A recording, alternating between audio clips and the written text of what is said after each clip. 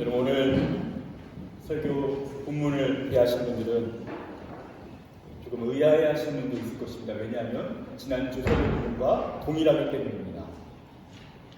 창세기 12장 1절에서 3절까지 본문은 성경의 많은 구절 중에서도 특별히 중요하고 그 담겨진 의미가 대단히 풍성합니다. 그래서 의도적으로 오늘 한 주 더 지난주에 이어서 오늘 이런 본문에 담겨진 참으로 중요한 하나님 말씀의 비밀을 함께 나누기 원합니다.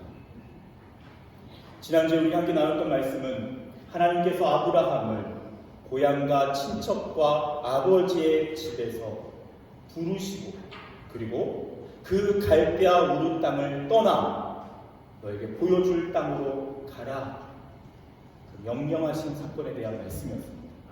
그리고 아브라함은 그 하나님의 말씀에 순종하여 떠납니다.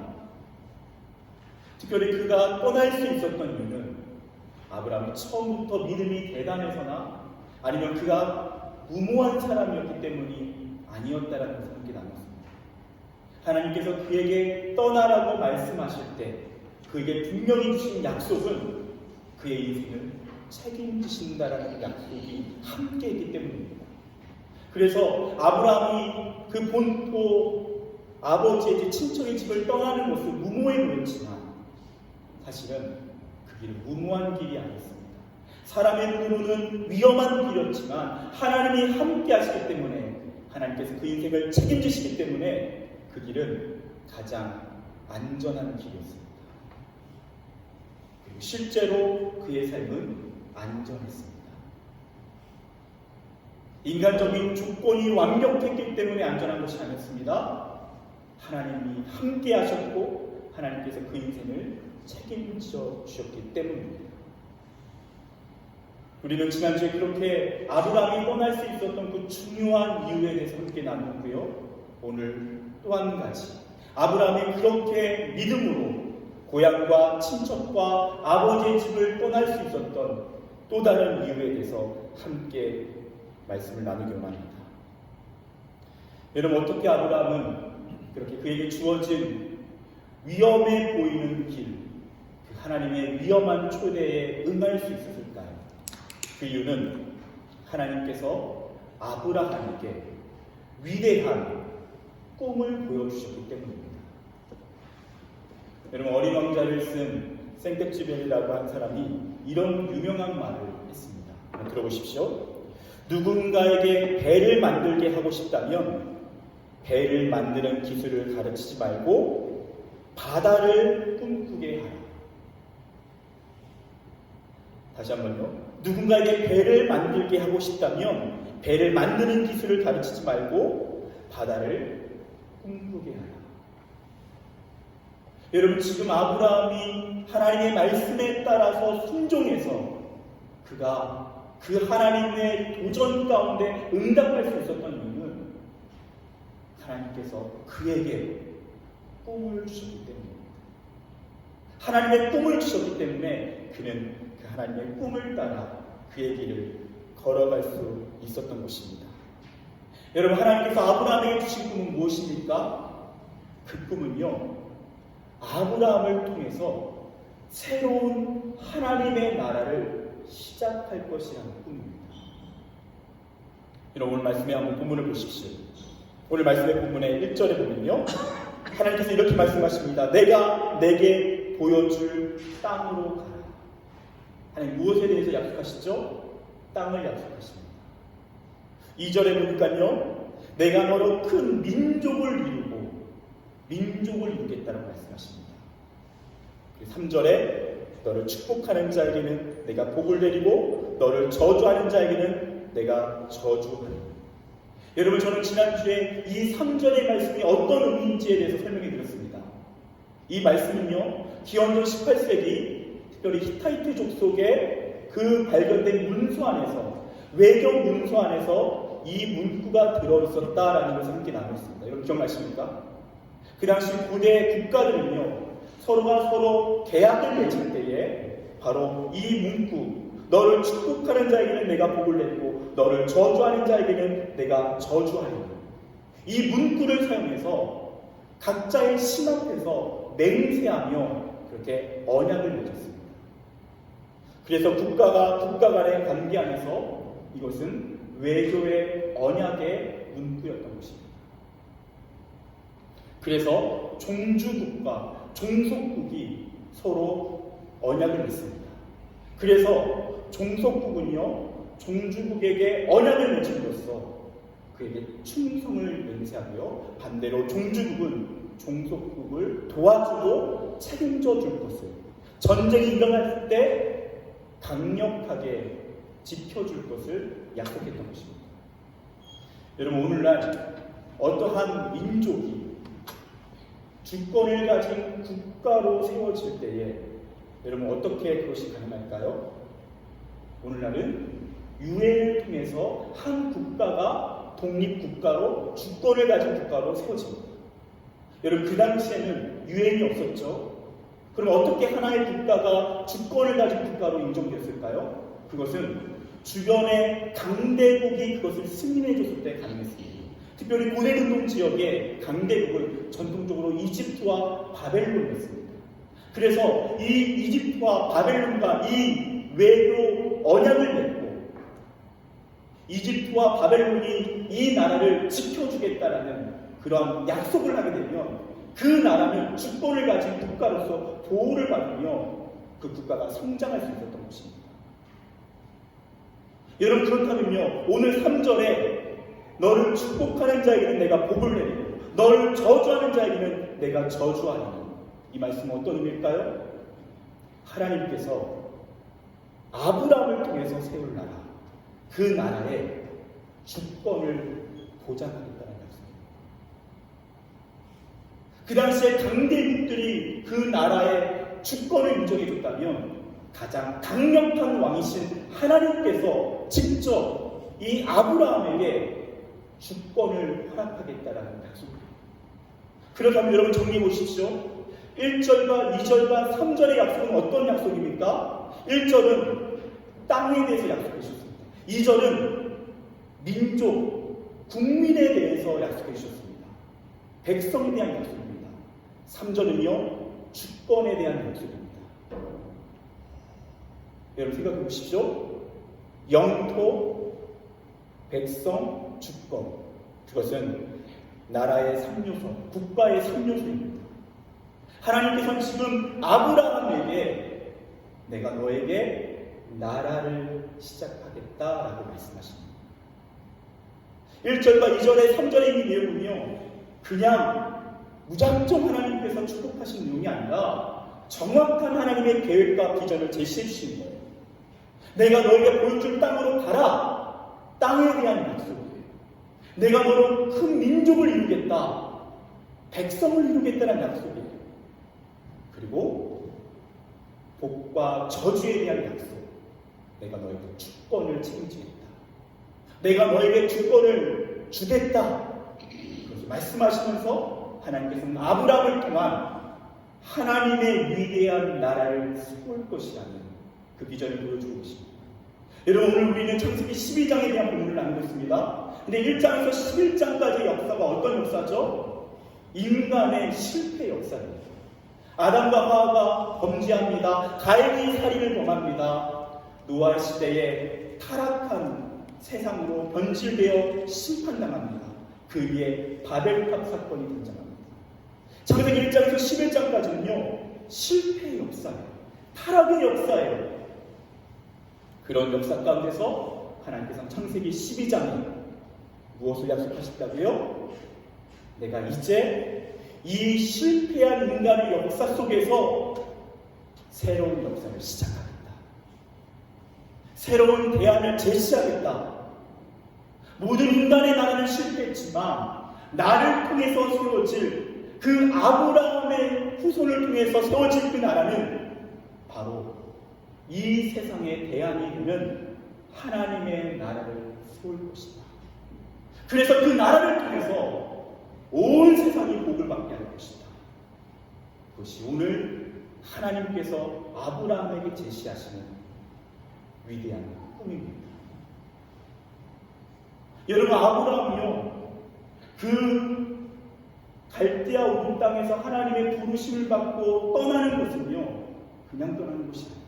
하나님께서 그에게 위대한 꿈을 보여주셨기 때문에 그냥 이 땅에 세상의 가치에 함몰되어 살아가던 아브라함을 끌어내셨어요. 이 세상이 전부가 아니야.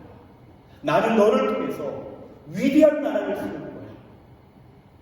너에게 주어진 한 번뿐인 그 인생을 가장 아름답고 의미 있고 가치 있는 것을 위해 살지 않겠니? 하나님께서는 그를 설득하고 계십니다.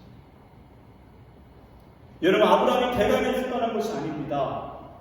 하나님께서 그 인생의 위대한 꿈을 제시하셨기 때문에, 그리고 그 인생을 책임지신다라고 약속하셨기 때문에 아브라함이 떠나게 된 줄 믿습니다.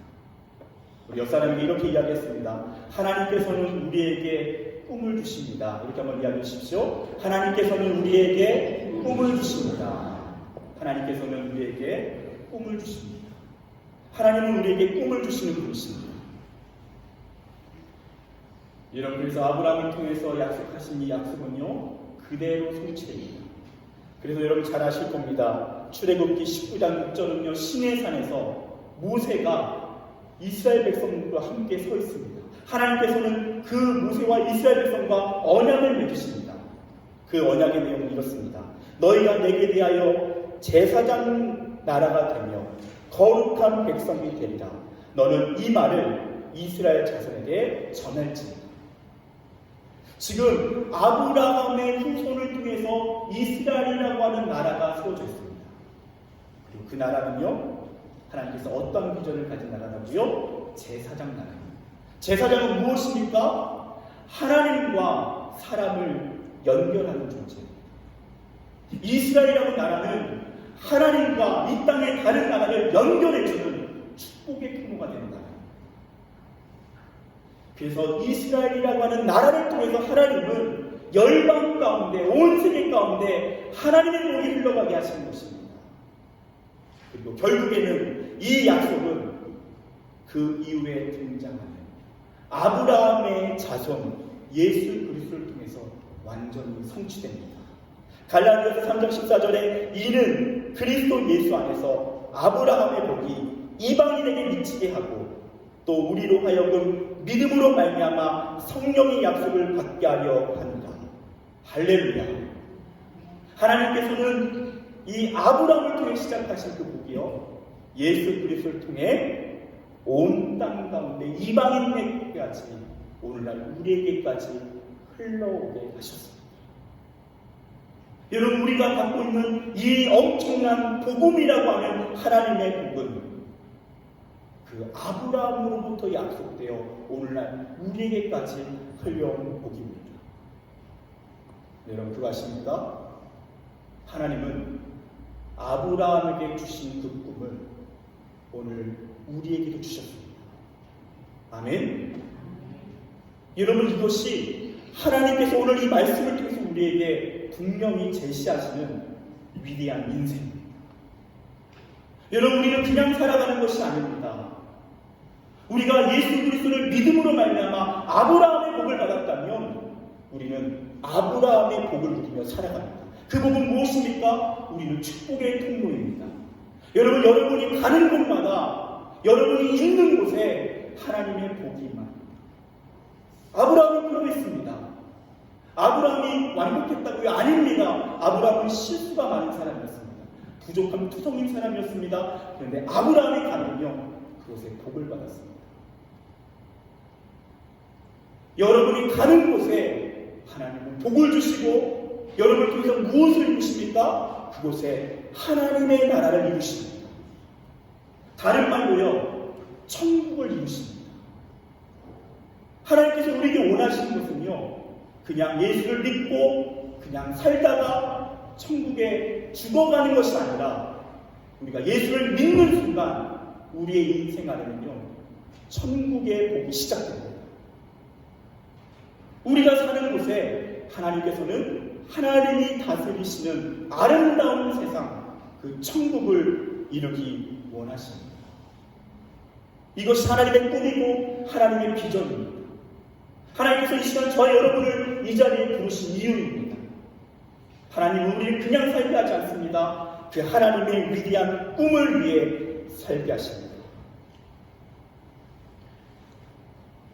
여러분, 그렇다면 하나님께서는 어떻게 이 하나님의 나라를 우리를 통해서 세우실까요?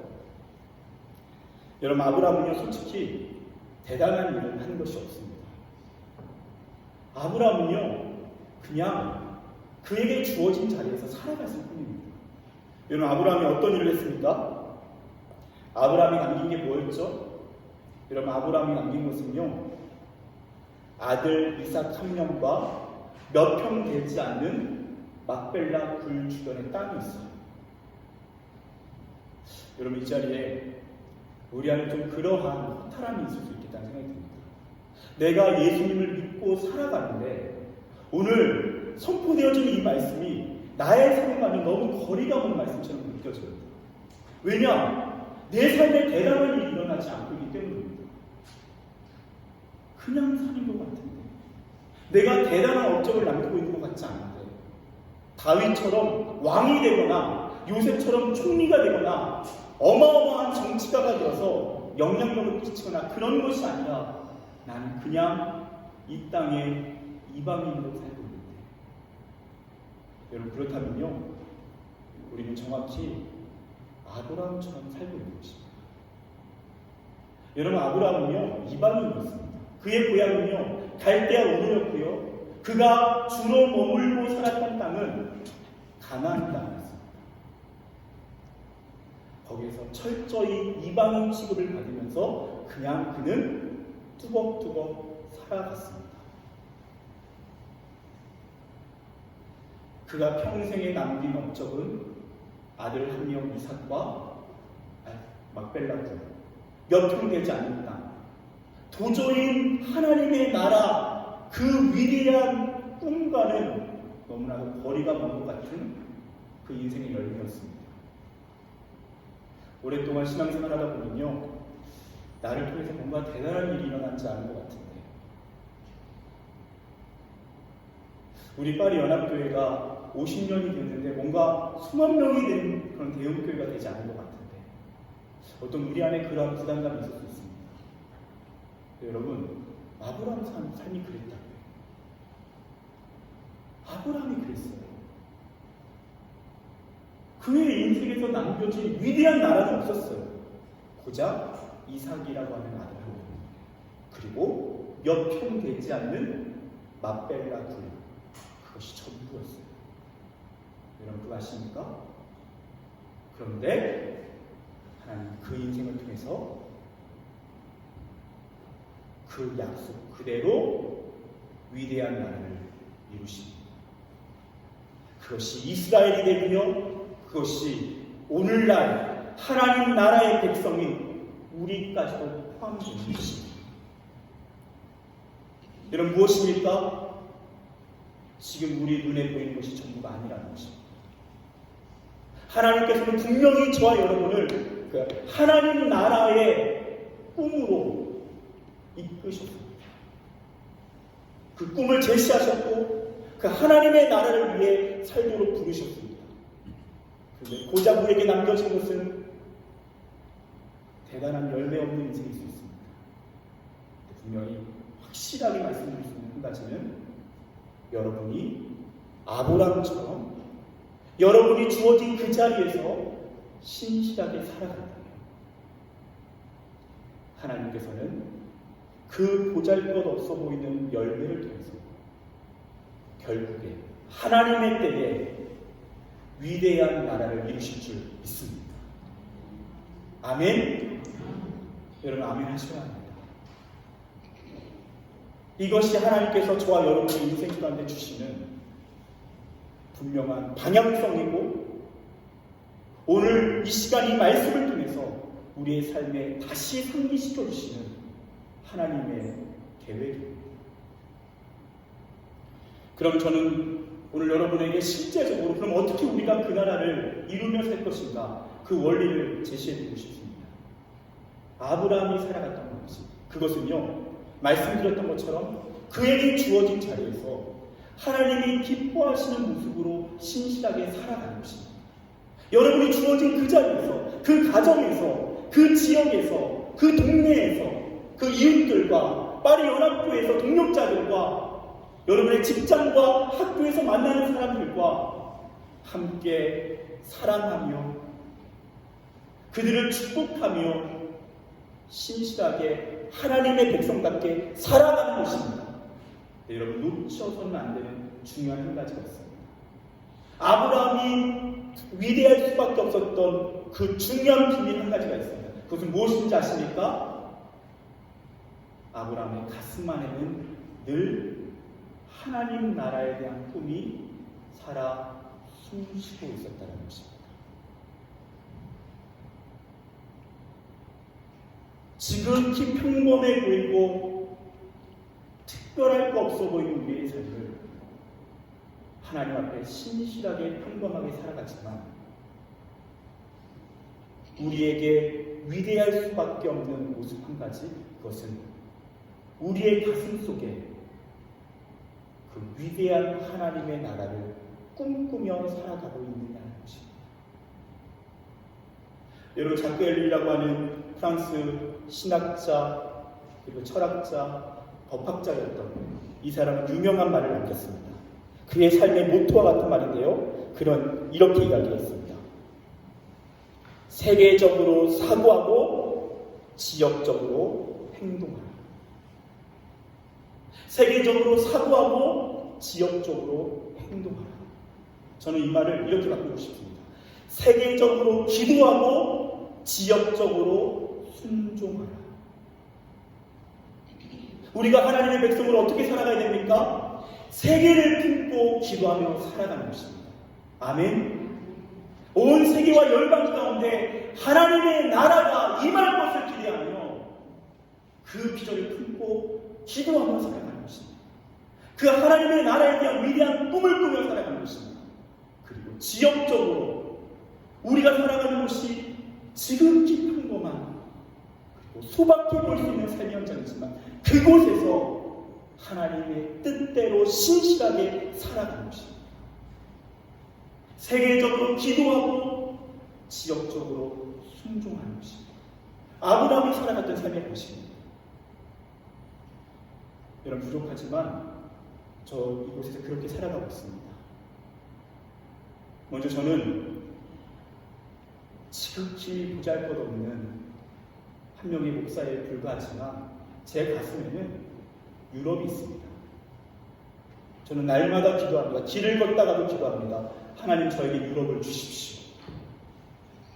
하나님 저 대단한 거 아무것도 없지만 하나님 제 가슴 안에 하나님의 꿈을 주셨습니다. 하나님이 저를 이 땅으로 부르셨습니다. 아브라함처럼 저를 이 유럽 땅에 하나님께서 분명하게 확실하게 이끄셨습니다. 그래서 여러분 제 가슴 속에는요 유럽이 있습니다. 내세울 것 하나 없는 인생이지만 제 안에는 그 세계를 품는 기도가 있습니다. 그리고 그것을 어떻게 실현하냐고요? 기도로 실현합니다. 그리고 제게 주어진 이 지역, 바로 이 자리, 예수님의 귀한 몸, 파리 연합교회, 여러분 한 사람 한 사람, 여러분을 위해 기도하고 사람으로 섬기며 목회하며 이곳에서 최선을 다해서 살아가는 것입니다. 제가 죽는 날에 모르겠습니다. 대단한 일이 일어나지 않을 수 있습니다. 상관없습니다. 하나님께서 하나님의 때에 하나님의 시간에 그 일을 이루실 것이기 때문입니다. 여러분, 저는 여러분에게 루비 캐드릭 선교사라고 하는 한 분을 소개해드리고 싶습니다. 이분은 오늘날 양화진 선교사 묘지에 가게 되면 그 무덤에 묻혀 계시는 참 귀한 선교사님이십니다. 여자 선교사님이십니다. 여러분, 이 부분에 그 묘지의 비석에 뭐라고 새겨져 있는지 아십니까? 이렇게 새겨져 있습니다. 들어보십시오.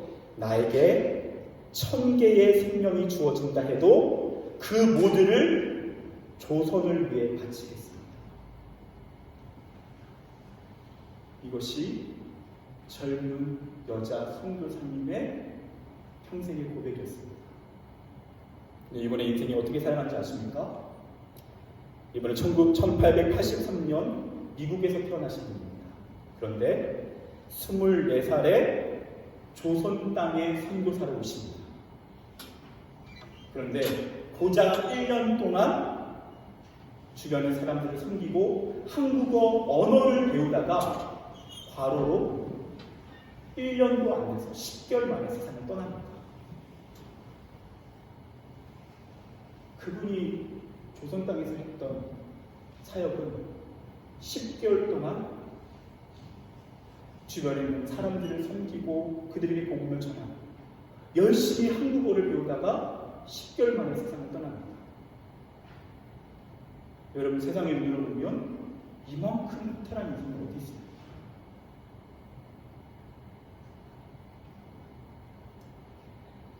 여러분, 그분께서 세상을 떠나기 얼마 전에 마지막으로 부모님께 쓴 편지가 지금도 있습니다. 그 편지를 제가 좀 읽어드리고 싶습니다. 세상을 떠나기 전에 마지막으로 부모님께 보낸 편지 내용입니다.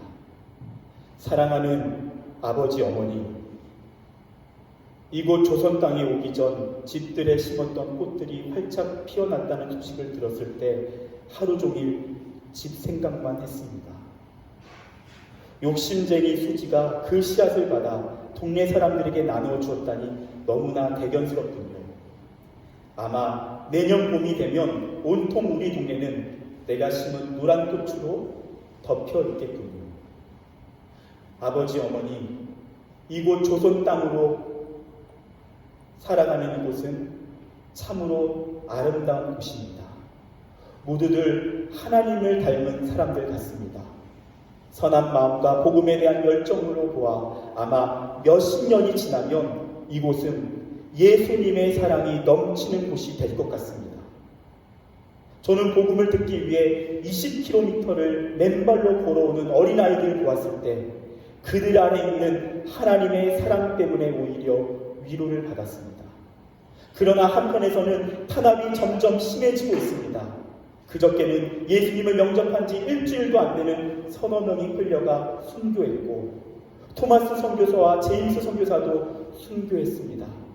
선교 공부에서도 철수하라는 지시가 있었지만 대부분의 선교사들은 그들이 전도한 조선인들과 아직도 숨어서 예배를 드리고 있습니다. 그들은 모두 순교를 할 작정인가 봅니다. 오늘 밤은 유난히도 고향으로 돌아가고 싶습니다. 외국인을 죽이고 기독교를 증오한다는 소문 때문에 부두에서 저를 끝까지 말리셨던 어머니의 얼굴이 자꾸 제 눈앞에 어른거립니다. 아버지, 어머니, 어쩌면 이 편지가 마지막일 수도 있습니다. 제가 이곳에 오기 전 뒷뜰에 심었던 한 알의 씨앗으로 이제 내년이면 온 동네가 꽃으로 가득하겠지요. 그리고 또 다른 씨앗을 만들어내겠지요. 저는 이곳에서 작은 씨앗이 되기로 결심했습니다. 제가 씨앗이 되어 이 땅에 묻히게 되었을 때 아마 하나님의 시간이 되면 조선 땅에는 많은 꽃들이 피고 그들도 여러 나라에서 씨앗이 될 것입니다. 저는 이 땅에 저의 심장을 묻겠습니다. 바로 이것은 조선을 향하는 저의 열정이 아니라 조선을 향한 하나님의 사랑이라는 것을 알게 되었습니다. 어머니, 아버지, 사랑합니다.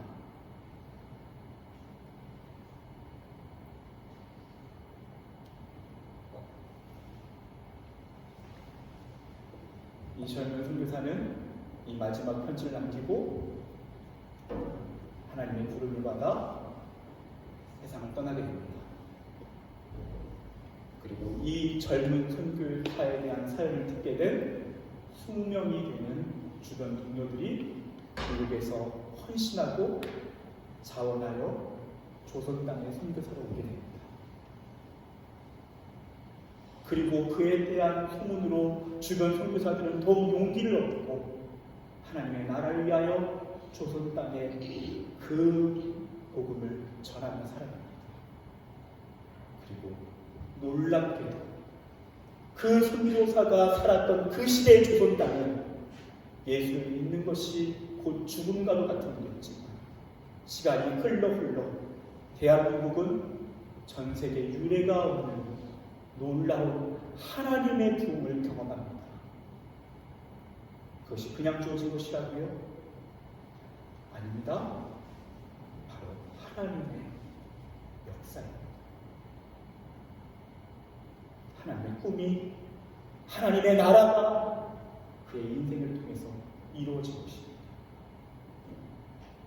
사랑하는 여러분, 이 자리에 계신 많은 여러분들은 고향을 떠나 이곳 프랑스 파리에 정착하여 살고 계시는 나그네일 것입니다. 또 어떤 분들은 이곳에서 태어나 그런 삶을 살고 있을 수 있습니다. 사연은 다르지만 여러분, 저는 분명하게 하나님의 말씀을 중심으로 하여 다시 한번 말씀드립니다. 저와 여러분은 이곳에 우연히 존재하는 것이 아닙니다. 우리가 존재하는 이유는 사명 때문입니다. 우리는 이곳에 아브라함처럼 하나님의 인도하심을 따라 이 자리까지 온 것입니다. 그래서 우리는 여기까지 왔습니다. 대단한 열매가 눈앞에 보이지 않을 수 있습니다. 괜찮습니다. 여러분, 이거 한 가지 기억하십시다. 세계적으로 기도하고 지역적으로 순종하는 것입니다. 그렇게 저와 여러분의 인생을 그 하나님 나라의 꿈을 품고 하루하루 신실하게 살아갈 때 하나님께서는 저와 여러분의 인생을 아브라함처럼 너는 믿음의 조상이다, 하나님의 때에 너의 그 기도와 너의 그 순종을 통해 내가 반드시 열매 맺을 것이다, 그렇게 약속하시고 오늘도 우리에게 말씀하고 계신 줄 믿습니다.